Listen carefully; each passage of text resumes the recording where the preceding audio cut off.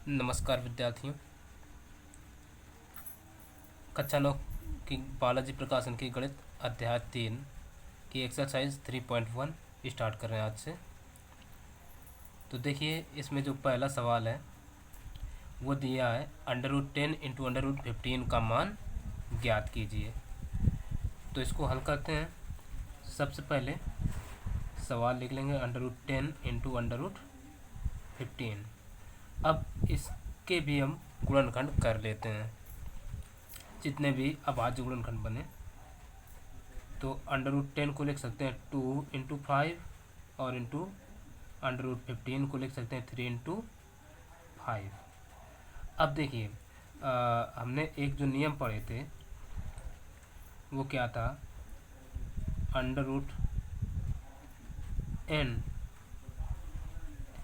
nth root a into nth root b यदि मिले तो ये क्या हो जाता है, nth रूट ए बी। तो इसी नियम का यहाँ पर प्रयोग होने वाला है। तो ये क्या हो जाएगा, बराबर, ये दोनों एक ही में तो हो जाएंगे, 2 इंटू 5 इंटू 3 इंटू 5। इस प्रकार से लिख लिया। अब यहाँ देखो, ये 5 और ये 5 इनका एक जोड़ा बना, तो इसको हम वर्गमूल से बाहर निकाल सकते हैं। जैसे 2 इंटू 3 इंटू 5 इंटू 5। तो ये देख रहे हैं ना, एक जोड़ा मिला। जोड़ा को पिछले कक्षा में वर्गमूल खूब पढ़ चुके हैं, उसको बाहर निकाल लेते हैं। तो ये आ जाएगा 5 और ये 2 और गुणा 3, तो ये 6, और इसका यही हो जाएगा आंसर। तो देखते हैं अगला सवाल।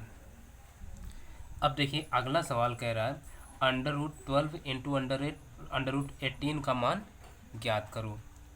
तो इसको भी बिल्कुल पहले सवाल की तरह √12 इंटू √18। अब क्या करते हैं, इसको 12 के और 18 के गुणनखंड कर लेते हैं। तो 12 को हम लिखेंगे 2 इंटू 2 इंटू 3। अब देखिए, 2 दूना चाहते हैं 12 इंटू 18 को भी लिख लेते हैं। तो 2 गुणा 3 गुणा 3, 2 3 6 3 का 18। अब इसी नियम से इसको एक ब्रैकेट में कर लेते हैं। तो एक ब्रैकेट में होगा 2 इंटू 2 इंटू 3 और इंटू ये 2 इंटू 3 इंटू 3। अब देखो, एक जोड़ा ये, एक जोड़ा ये बना, तो इनको बाहर निकाल लेंगे। तो ये आ जाएगा 2 इंटू 3 और अंदर क्या बचेगा, ये 2 और ये 3, 2 इंटू 3। तो ये कितना हो जाए, 2 3 6 √6। इसका आंसर ये हो गया। अब देखते हैं अगला सवाल। अब देखिए, कह रहा है, अगला सवाल कह रहा है 2 + √3 का परमेयीकरण गुणांक गुणनखंड ज्ञात कीजिए। तो परमेयीकरण, अब देखो ये दो पदों में है, ठीक है। तो इसका परमेयीकरण गुणांक क्या होगा, 2 + √3 का परमेयीकरण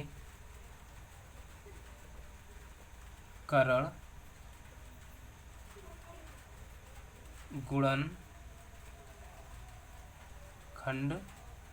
या इसी को जो गुणनखंड बनेगा परमेयीकरण इसका, उसी को संयुग्मी भी कहते हैं। संयुग्मी बराबर क्या होगा, अब देखो यहाँ प्लस है तो इसका संयुग्मी क्या होगा, माइनस, उल्टा हो जाएगा, अपोजिट। तो हम लिख देंगे 2 - √3। ये इसका गुणनखंड हो जाएगा। आगे ये और चीज़ें अच्छे से समझ में आएंगी। तो जब भी दो पदों में होता है तो उसका चिन्ह बदल देते हैं, वही इसका संयुग्मी होता है, यानी परमेयीकरण होता है। तो अब अगला नंबर देखते हैं, चौथा। अब देखिए, चौथा सवाल जो है वो कह रहा है √5 का परमेयीकरण गुणनखंड ज्ञात कीजिए। तो इसका गुणनखंड क्या बनेगा, तो विशेष कुछ नहीं है, कुल मिला के हमें परिमेय संख्या लाना होता है। तो इसका परिमेय संख्या क्या हो गया, 1/√5 होगा, इसका जस्ट अपोजिट, ठीक है। तो ये बात समझ सकते हैं, आगे और अच्छे से आगे के सवालों में समझ में आती रहेंगी ये चीज़ें। अब देखते हैं अगला नंबर। अब देखिए पांचवा सवाल कह रहा है fifth root 6 into fifth root 6 का मान ज्ञात कीजिए। तो हम क्या करेंगे, सबसे पहले जो नियम पढ़ा था nth root a into nth root b बराबर क्या हो जाता है nth रूट a b। तो इसी नियम से ये क्या हो जाएगा, fifth root 6 into fifth root 6 बराबर ये हो जाएगा ए बी मतलब सचरंग 36 और फिफ्थ रूट 6। इसका आंसर यही हो गया, विशेष कुछ नहीं करना है, यानी ए बी मतलब 6 और 6 का मल्टीप्लाई। ठीक, अब देखते हैं नेक्स्ट नंबर। अब छठवां नंबर या यूँ कहें कि प्रश्न नंबर 6 से 13 तक के हमें मान ज्ञात करना है। मान ज्ञात करने को कहता है चाहे सरल करने को कहता है, एक ही बात थी। तो अब हम इसको खैर हल करते हैं। छठवां सवाल दे रखे हैं 3 + 2√2 इंटू 3 - 2√2। अब देखो इस प्रकार के सवालों को अगर ये जो टर्म है इसको हम a मान के चलें और ये पूरे को b, ये a ये पूरा b, ठीक है। तो a + b into a - b ये फार्मूला बना, तो हम डायरेक्टली यही लगा लेंगे।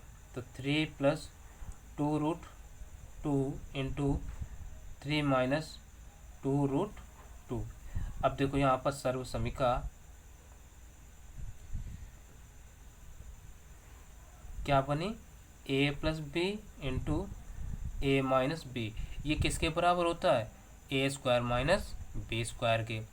तो सिंपल ये 3 + 2√2 इंटू 3 - 2√2 ये बराबर आ जाएगा, देखो ये a है और ये b है, तो a² - b² है, तो 3 का स्क्वायर माइनस 2√2 का स्क्वायर ये बनेगा। अब देखो 3 का स्क्वायर कितना होगा 9 और माइनस 2 का वर्ग 4 और √2 भी तो गुणा में है, तो इसका वर्ग हो जाएगा 2। तो ये हो जाएगा 9 - 4 दूना 8। अब 9 में 8 गए, 1 बचा, 1 ही इसका हो गया आंसर। तो समझ में आया होगा। अब देखते हैं नेक्स्ट नंबर। अब सातवां नंबर ये दे रखे हैं, इसको हमें हल करना है। तो हल करने के लिए इसमें देखो ना कोई फार्मूला बन रहा है, तो सिंपल सा गुणा कराएंगे। पहले सवाल को भी गुणा करा करके हल कर सकते थे, ठीक है। तो हम इसको गुणा करा लेते हैं।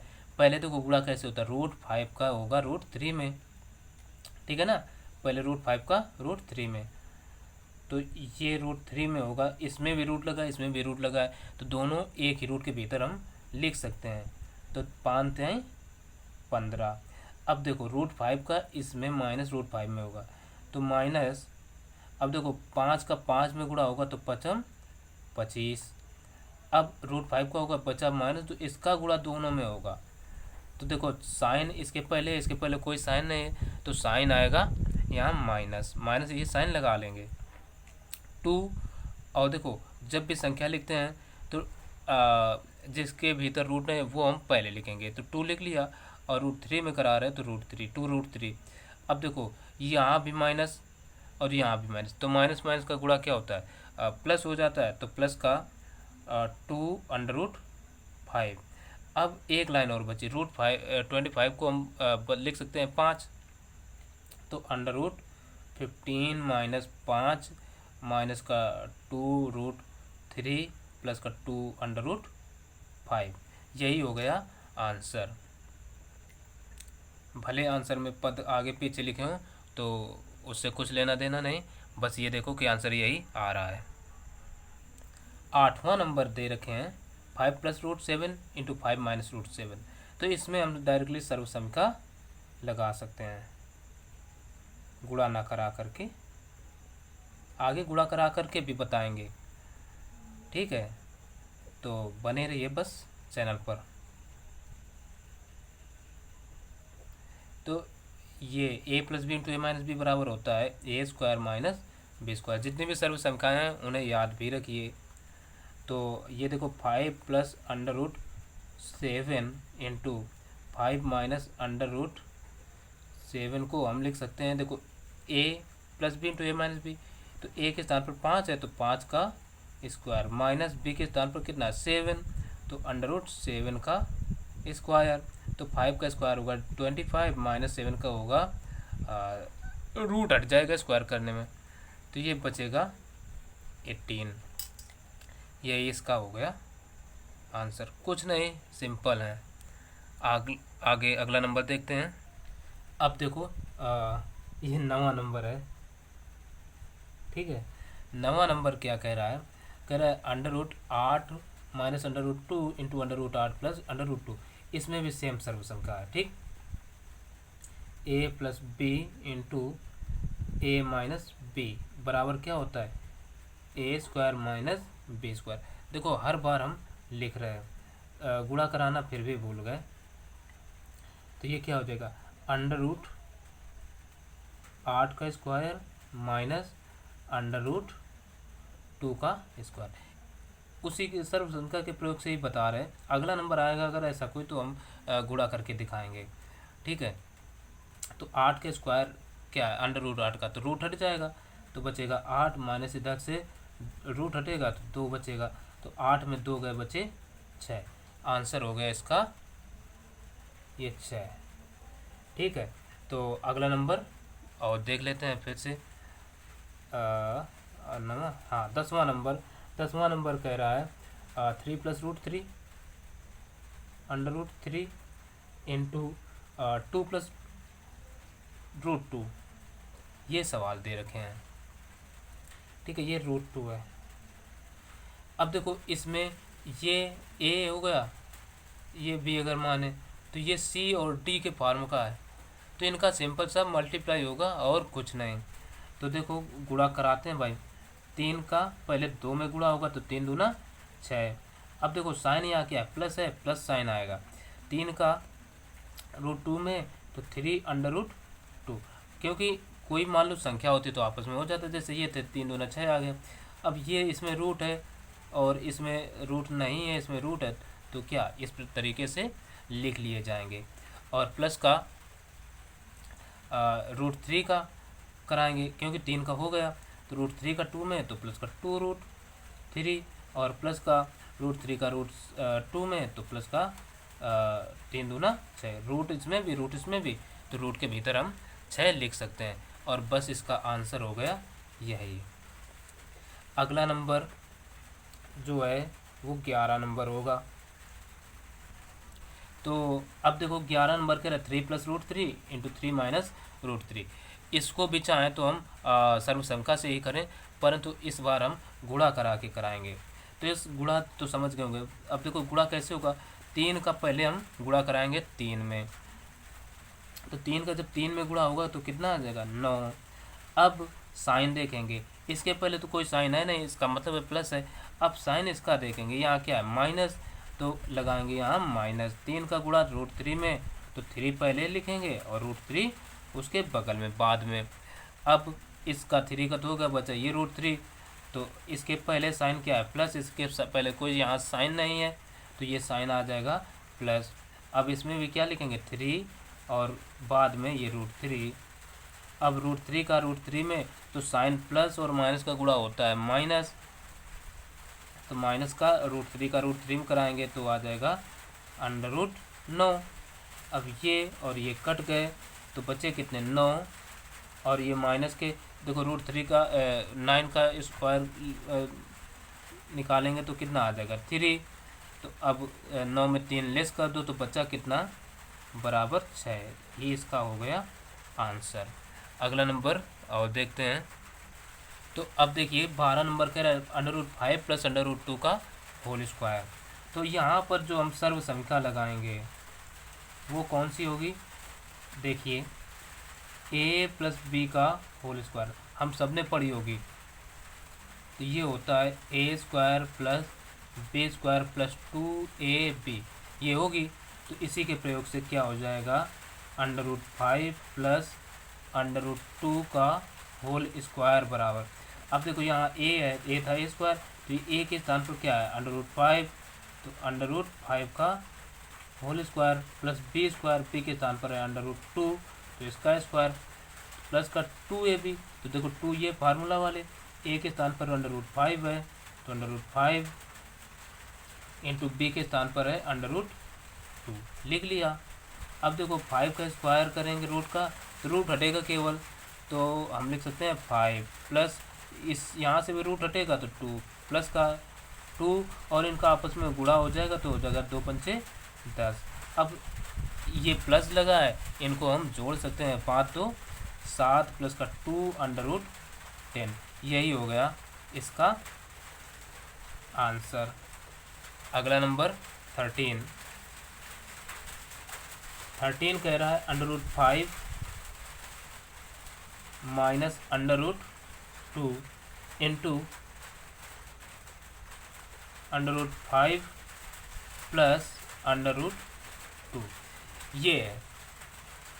तो गुणा कराओ या डायरेक्टली फार्मूला से, तो हम फार्मूला लगा देते हैं a plus b into a minus B.